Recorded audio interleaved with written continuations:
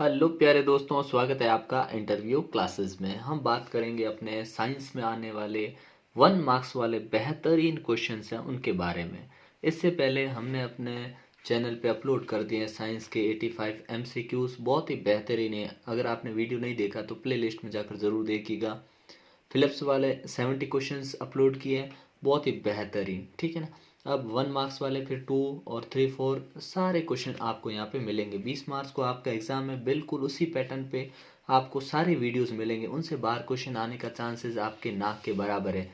Maths के लिए आपके same fill in the blanks वाले क्वेश्चन अपलोड कर दिए हैं। मैथ्स के लिए जो 27 मार्च को होने वाला है उसके लिए बहुविकल्पीय प्रश्न यानी एमसीक्यूज अपलोड कर दिए गए हैं। तो चैनल पे नए हो तो सब्सक्राइब ज़रूर कर लीजिएगा, ठीक है।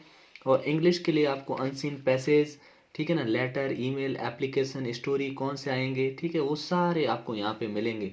पुराने बोर्ड पेपर में जो आए हैं, किसका चांसेस ज़्यादा है, हर चीज़ आपको इस चैनल पे मिलेगी।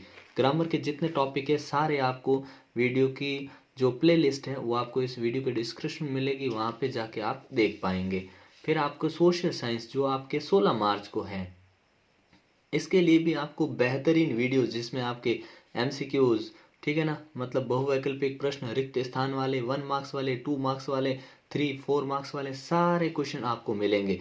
संस्कृत और हिंदी, हिंदी आपके 12 मार्च को है और संस्कृत आपके 30 मार्च को है। तो ये सारा कंटेंट आपको इस चैनल पे बहुत ही बेहतरीन ढंग से मिलेगा। आपकी पढ़ाई कहीं से चल रही है तो अच्छी बात है, और आप इस चैनल से नहीं जुड़े हुए हैं तो चैनल को सब्सक्राइब ज़रूर करिएगा ताकि आपकी तैयारी एकदम शानदार हो जाए, ठीक है ना। चलिए स्टार्ट करते हैं अपने जो साइंस के 1 मार्क्स वाले क्वेश्चन हैं उनके सोल्यूशन को, ठीक है।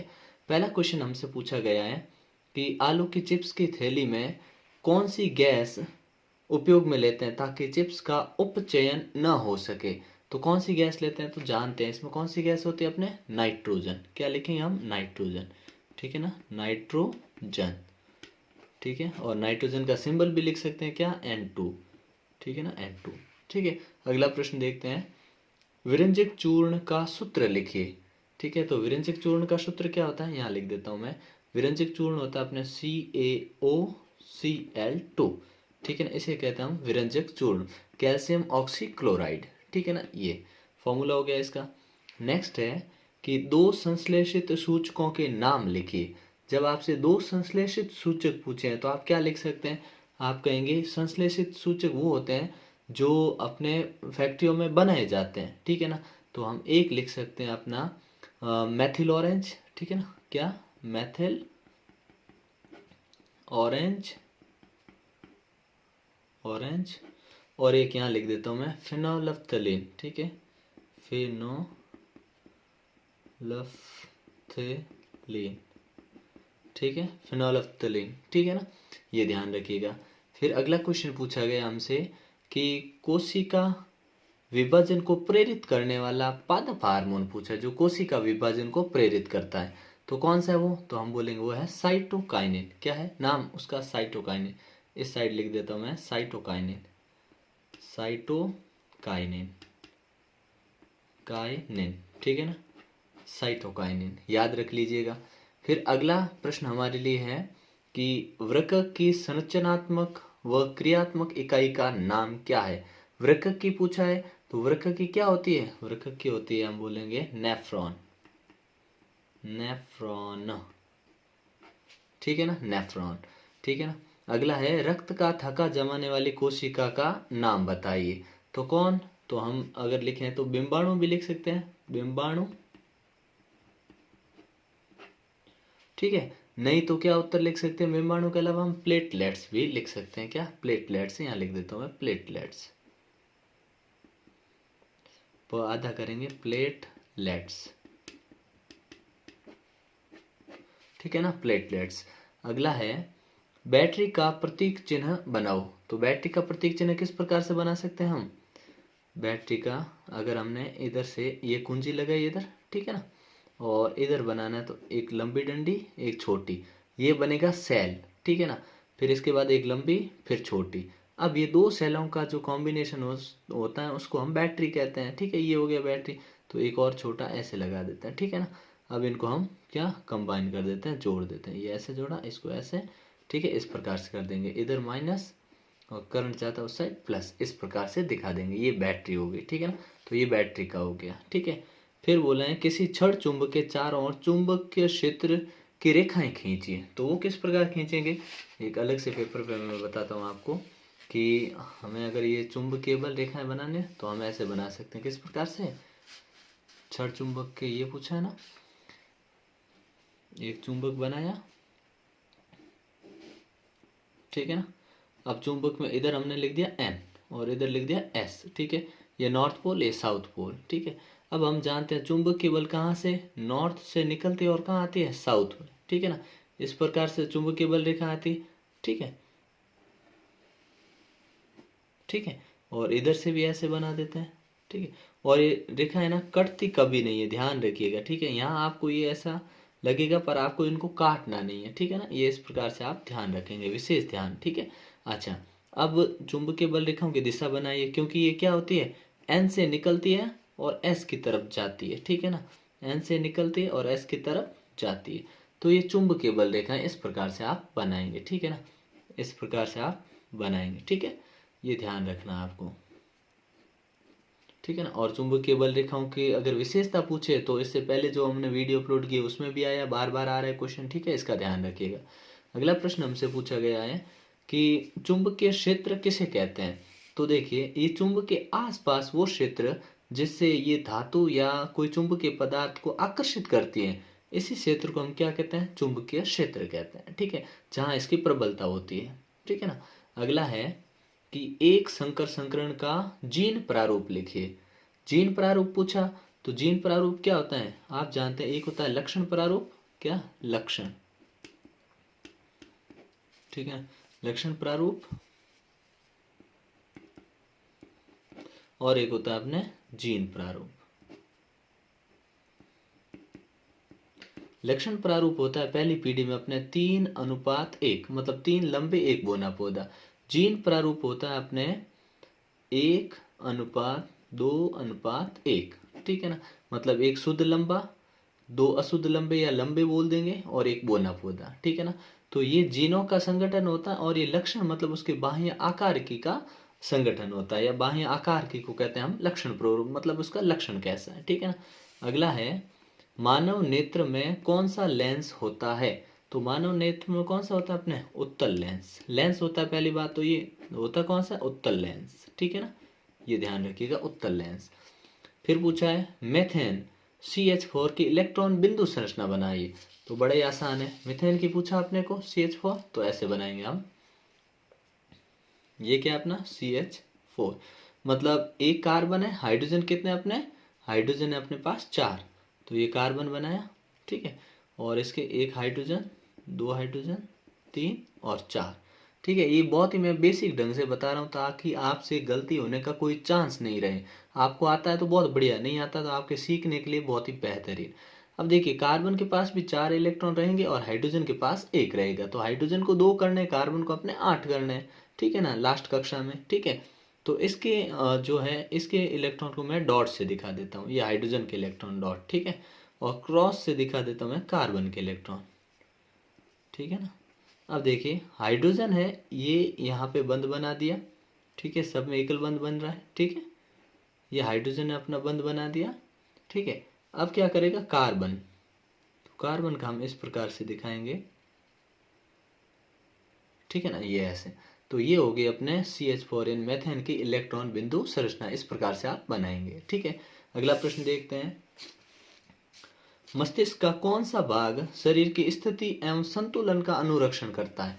तो कौन करता है वो, तो हम बोलेंगे वो करता है अपने अनुमस्तिष्क। कौन सा मस्तिष्क, अनुमस्तिष्क, अनुमस्तिष्क,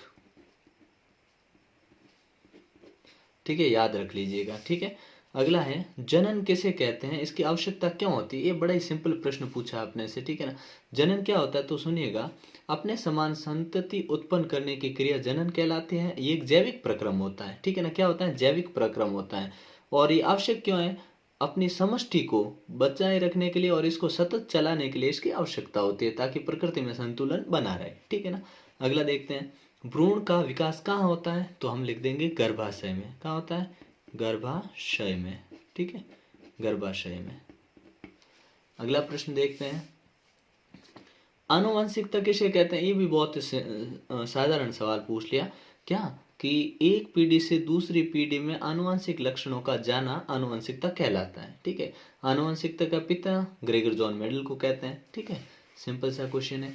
नेक्स्ट है कि दो चुंबकीय क्षेत्र रेखाएं एक दूसरे को प्रतिच्छेद क्यों नहीं करती है। तो देखिए हमने ये चुंबकीय क्षेत्र रेखाएं बनाई। ठीक है, समझिएगा, चीज को समझना है, रटना नहीं है। ठीक है ना।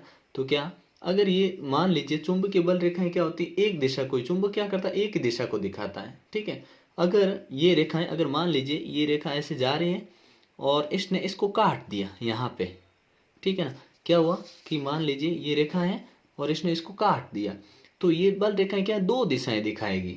और दो दिशा दिखाना संभव नहीं होता है, ये इम्पॉसिबल है। एक समय में एक चीज एक ही दिशा बता पाएगी, ये असंभव, दो दिशाएं हो नहीं सकती। इसलिए चुंबकीय बल रेखाएं एक दूसरे को नहीं काटती है। ये बात अच्छे से याद रखिएगा। जैसे मान लीजिए अपने पास ये चुंबक है, हमने स्वतंत्र अवस्था में अगर इसको लटकाया है तो ये हमेशा उत्तर दक्षिण दिशा में ठहरेगा। तो ये उत्तर दक्षिण दिशा को दिखा सकता है, मतलब एक बार इधर वाली दिशा और इधर दोनों एक साथ में नहीं दिखा सकता ये। ठीक है ना, ध्यान रखिएगा इसका। अगला प्रश्न देखते हैं, जैविक आवर्धन क्या है। ये भी बड़ा सिंपल सवाल है। क्या, सुनिएगा, खाद्य श्रृंखला में, किसमें, अपने खाद्य श्रृंखला में एक पोषी स्तर से दूसरे पोषी स्तर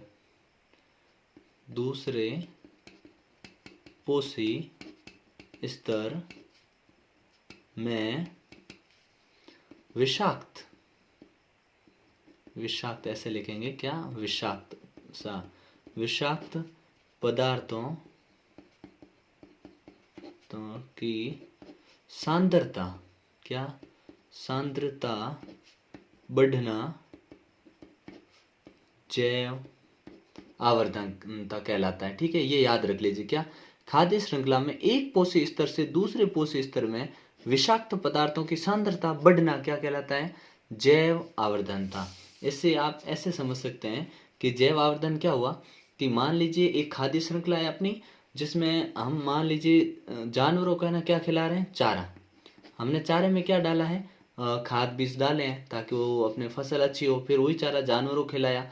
अब उस चारे में फसल में कम नुकसान पहुंचा, लेकिन जब वो जानवरों ने खाया ना, उसमें और ज्यादा नुकसान हुआ जानवरों को। कहने का मतलब एक पोषी स्तर था, उससे दूसरे पोषी स्तर में उसका नुकसान ज्यादा हुआ। ठीक है ना, इसी को हम कहते हैं जैव आवर्धन कहते हैं। ठीक है ना, याद रखिएगा। फिर है, उस युक्ति का नाम लिखिए जो किसी चालक के सिरों पर विभवांतर बनाए रखने में सहायता करती है। तो उसे हम क्या कहते हैं, उसे हम कहते हैं सेल या फिर बैटरी। ठीक है ना, बैटरी याद रख लीजिएगा, सेल या बैटरी। और मरीज के दांतों की जांच के लिए दंत चिकित्सक किस दर्पण का उपयोग करते हैं, तो अवतल दर्पण। क्यों, क्योंकि ये कोई भी इमेज को है ना बड़ा दिखाता है। ठीक है ना। फिर है, कौन सी ग्रंथि मानव शरीर में अंतःस्रावी और बहिःस्रावी दोनों है, तो कौन सी, अग्नाशय। ठीक है ना, अग्नाशय ग्रंथि, ये दोनों होती हैं। ठीक है ना, ध्यान रखिएगा। चलिए देखते हैं अगला क्वेश्चन क्या है।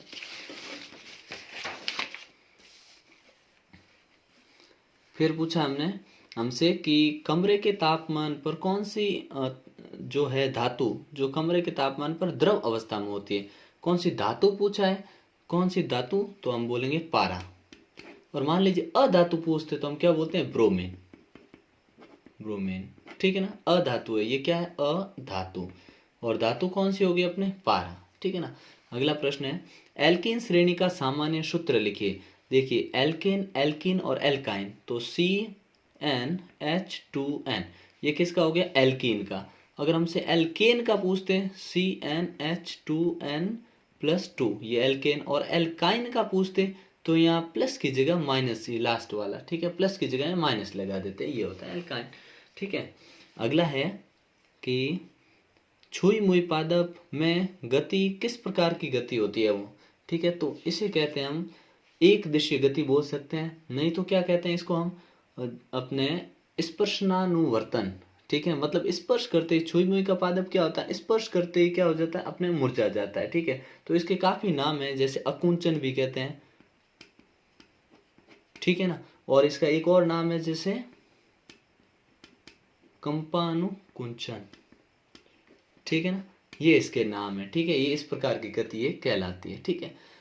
कुछ पौधों में जड़, तना तथा अथवा पत्ती से नए पौधे विकसित होते हैं, इसे क्या कहते हैं? इसे हम कहते हैं कायिक प्रवर्धन।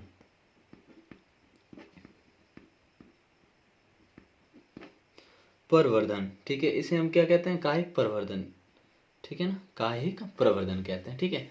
नेक्स्ट पूछा है कि स्नेल के नियम को सूत्र लिखिए। स्नेल के नियम का सूत्र लिखना है, तो ये होता है अपने साइन आई बट्टे साइन आर, ठीक है, बराबर में होता है स्थिरांक, ठीक है ना, स्थिरांक, ठीक है ना, ये होगा स्नेल का नियम। अगला पूछा है कि सूर्य उदय के समय सूर्य जो है रक्तताप किस भौतिक परिघटना करना नजर आता है? मतलब रक्तताप यानी रक्त के समान नजर आता है ना, वो ऑरेंज किस कलर मतलब क्यों नजर आता है? तो ये था प्रकाश का प्रकीर्णन, ठीक है ना, प्रकाश के प्रकीर्णन के कारण नजर आता है। फिर पूछा है भू संपर्क तार का क्या कार्य होता है? तो भू संपर्क तार के बारे में आप जानते होंगे कि इसका मुख्य कार्य होता है अपने सुरक्षा का उपाय, ठीक है। सुरक्षा में ये क्या होता है? अल्प प्रतिरोध को भूमि में भेजने के लिए कार्य करता है। इसमें क्या होता है कि भू संपर्क के तार एक अपने जमीन के अंदर एक तार लगाया होता है, प्लेट से लगाकर, उसको प्लेट नीचे लगाई होती है और उससे कनेक्ट किया होता है, जिससे अल्प प्रतिरोध के समय जो झटका है उससे बचाव हो सके, ठीक है ना। ये किसका कार्य हुआ? भू संपर्क तार का ये कार्य हुआ, ठीक है ना। अगला है पेप्सिन क्या है? तो पेप्सिन एक प्रकार का एंजाइम है और इसका कार्य क्या है? ये क्या काम करता है? ये भोजन के पाचन में जो जटिल कार्बनिक पदार्थ होते हैं उसको सरल टुकड़ों में तोड़ने का कार्य करता है, ठीक है ना। फिर है CaOCl2 यौगिक का प्रचलित नाम क्या है? तो इसका प्रचलित नाम कई बार पढ़ा होगा हमने, क्या है? विरंजक चूर्ण, जिसको हम क्या कहते हैं? विरंजक चूर्ण कहते हैं, ठीक है ना। तो इसका नाम लिख देंगे हम विरंजक चूर्ण। नेक्स्ट है अपने को एक रासायनिक समीकरण दे रखा है, इसको संतुलित करना है। तो देखिए PbNO3 फिर 2 है, फिर PbONO2 और O2 ये लिख रखा है। तो इसमें देखिए इसको संतुलित करने के लिए यहाँ देखिए NO3 है और यहाँ पे है अपने पास NO2। तो इसमें सबसे पहले संतुलित करने के लिए Pb है ना, यहाँ पे 2 लगा रखा है, तो ये पूरे इस ब्रैकेट के बाहर है, इसका मतलब ये हुआ कि Pb 2। इसमें सबसे पहले काउंटिंग करें तो अपने NO2 और 3, ठीक है, ये है। इसको मैं यहाँ लिख देता हूँ, एक बार क्लियर नहीं दिख रहा है, ठीक है ना। Pb फिर है अपने NO और यहाँ है अपने 3, ठीक है ना, यहाँ 3 है और बाहर है अपने 2, ठीक है। फिर इससे बना है P लेड ऑक्साइड है और लेड ऑक्साइड के साथ NO2 का मतलब हो गया नाइट्रस ऑक्साइड, ठीक है। गैस निकल रही नाइट्रस ऑक्साइड, गैस के बारे में जानते हैं, लाफिंग गैस कहते हैं जिसको, और ये ऑक्सीजन है, ठीक है। अब इसको करते हैं संतुलित, सारे ऑक्सीजन गिन लेते हैं। 3 दूनी 6 हुए और इधर हो गया अपने 2 2 4 और 1 5, ठीक है। चलिए मान लिया हमने। यहाँ पे हम बात करेंगे अपने NO3 है और NO2 है। अगर इसको सिंपली करें तो अगर हम यहाँ पे 2 है तो इसके आगे हमने 2 लगा दिया, ठीक है ना, PbO के आगे 2 लगा दिया इस प्रकार से, ठीक है। अगर यहाँ पे हमने 2 लगाया तो इसके आगे भी 2 लगा देंगे, ठीक है। अब वापस अगर हम काउंट करें तो ऑक्सीजन हो गया अपने ज़्यादा, तो इसको बैलेंस करने के लिए नाइट्रोजन के आगे यहाँ 2 लग रखा ना, 2 और 2 यहाँ से हो गया N, ठीक है ना, 2 ये और 2 ये 4 हो गया, तो इसके आगे लगा देंगे 4, ठीक है ना। अब वापस काउंट करें तो अपने पास एकदम बैलेंस रहेगा सब, ठीक है। ऑक्सीजन हो गया अपने 8 और 2 10 और 2 12 और यहाँ से हो गया अपने 6 और 6 दूनी 12, ठीक है, बराबर है। नाइट्रोजन यहाँ 2 है और 2 दूनी 4, तो नाइट्रोजन यहाँ 4 है, ठीक है। Pb यहाँ 2 है, Pb यहाँ 2 है, पूरा बैलेंस है, ठीक है ना। तो इस प्रकार से अपने बैलेंस रिएक्शन हो जाएगी, ठीक है। अगला देखते हैं कौन सा पादप हार्मोन पत्तियों के झड़ने और गिरने के लिए जिम्मेदार होता है? तो पत्तियां झड़ने और गिरने के लिए जिम्मेदार कौन सा होता है? एब्सिसिक,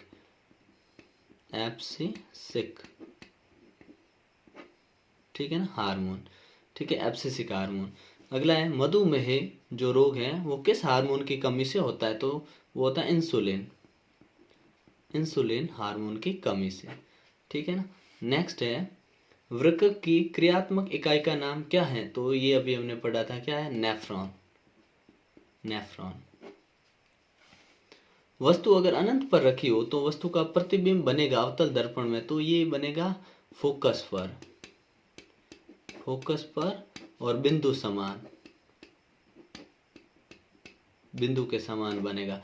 अच्छा, अगर आपको दिक्कत रहे कि ये प्रतिबिंब कैसे बनते हैं और आपको याद नहीं रह पाते हैं, तो इसके लिए एक शानदार ट्रिक है। आप अगर कमेंट सेक्शन में लिखोगे तो उस पर भी आपको वीडियो मिल जाएगा, ठीक है। अगला देखिए, इमली में कौन सा अम्ल पाया जाता है? तो ये होता है टार्टरिक। टार्टरिक अम्ल, ठीक है। नेक्स्ट देखते हैं, लार में पाए जाने वाले एंजाइम का नाम होता है टाइलिन या एमाइलेज, ठीक है, एमाइलेज, ठीक है। अच्छा, नेक्स्ट है, लाल रक्त कोशिकाएं किसके कारण लाल रंग की होती है? तो होती है हीमोग्लोबिन के कारण, ठीक है ना, हीमोग्लोबिन के कारण। अगला है, खेजड़ी के वृक्ष का संबंध किस राज्य से है? तो वह है राजस्थान से, ठीक है ना। नेक्स्ट क्वेश्चन है, आवेश की इकाई क्या होते हैं? कूलाम। कूलाम, ठीक है ना। मैग्नीशियम हाइड्रोक्साइड, हाइड्रोक्साइड लगा मतलब ये एक क्षार है, ठीक है ना, ये क्षार है कि जलीय विलयन में डालने पर लाल लिटमस का रंग कैसा होगा? तो जलीय विलयन में डाला तो ये कैसा होगा? अपने लाल लाल रंग है ना, वो कैसा हो जाएगा? नीला, लाल से नीला हो जाएगा, ठीक है ना। अगला है, किन्हीं दो प्राकृतिक सूचकों के नाम? तो एक हो जाएगा हल्दी और एक हो जाएगा लिटमस, ठीक है। अगला है, दो मादा हार्मोन के नाम बताइए? तो मादा हार्मोन के नाम क्या बोल सकते हैं आप कि एक होता है अपने एस्ट्रोजन और एक होता है प्रोजेस्टेरॉन, ठीक है। टेस्टोस्टेरॉन होता है, वो तो होता है मेल में, ठीक है ना, प्रोजेस्टेरॉन, ये दो मादा हार्मोन होते हैं, ठीक है ना। तो ये इस प्रकार से आपके लगभग ये 45 क्वेश्चंस थे, ठीक है ना। और भी आपको इस टाइप के क्वेश्चन चाहिए तो कमेंट सेक्शन में ज़रूर लिखिएगा, बहुत ही शानदार ढंग से आपको क्वेश्चन मिलेंगे और यही क्वेश्चन आपके एग्जाम में पूछे जाने वाले हैं। आप बस इन छोटे छोटे वीडियो से अपनी बेहतरीन तैयारी कर सकते हैं, ठीक है ना। मिलते हैं नेक्स्ट पार्ट में, तब तक के लिए जय हिंद, जय भारत।